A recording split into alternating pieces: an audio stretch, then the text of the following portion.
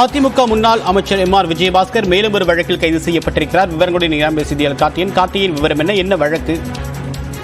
சொத்து மோசடி வழக்கில் கைது செய்யப்பட்டு திருச்சி மத்திய சிறையில் அடைக்கப்பட்டுள்ள முன்னாள் அமைச்சர் எம்.ஆர். விஜயபாஸ்கர் மீது கடந்த மாதம் 22ஆம் தேதி வாங்கல் காவல் நிலையத்தில் வழக்கு பதிவு செய்யப்பட்ட வழக்கில் அந்த வழக்கிலும் கைது செய்யப்பட்டுள்ளதாக காவல்துறையினர் அவருக்கு தகவல் தெரிவித்துள்ளனர். குறிப்பாக கரூர் மாவட்டம் வாங்கல் பகுதியைச் சேர்ந்த பிரகாஷின் மகள் பேரில் இருந்த சோபனா என்பவர் பேரில் இருந்து 22 ஏக்கர் 100 கோடி ரூபாய் மதிப்புள்ள அந்த சொத்தை போலி ஆவணங்கள் மூலம் பதிவு செய்ததாக சார் பதிவாளர் கொடுத்த வழக்கில் அந்த வழக்கு சிபிசிஐடிக்கு மாற்றப்பட்டு சிபிசிஐடி வழக்கு தேடி வந்த நிலையில் 36 நாட்களுக்கு பிறகு கைது செய்து நேற்று முன்தினம் அவரை கைது செய்து 5 நாள் நீதிமன்ற காவலில் திருச்சி மத்திய சிறையில் உள்ளார். இந்நிலையில் கடந்த 22ஆம் தேதி அந்த பிரகாஷ் அந்த பொண்ணின் தாய், அதாவது அந்த இடத்தின் உறவினர், அந்த பெண்ணின் தாய் தந்தை அவர் பிரகாஷ் கொடுத்த வழக்கு கடந்த மாதம் வாங்கல் காவல் நிலையத்தில் அதாவது அடித்து கொலை மிரட்டல் விடுத்து தாக்கியதாக முன்னாள் அமைச்சர் மற்றும் அவரது தம்பி சேகர், பிரவீன் உள்ளிட்ட 13 பேர் மீது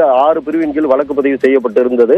இந்நிலையில் நேற்று முன்தினம் கைது செய்யப்பட்டு சிறையில் உள்ள நிலையில் இந்த வழக்கிலும் அவரை கைது செய்துள்ளோம். இவரை கஸ்டடி எடுப்பதற்காக தற்போது அந்த காவல்துறையினர் நீதிமன்றத்தை நாடியுள்ளனர். தகவலுக்கு நன்றி கார்த்தி.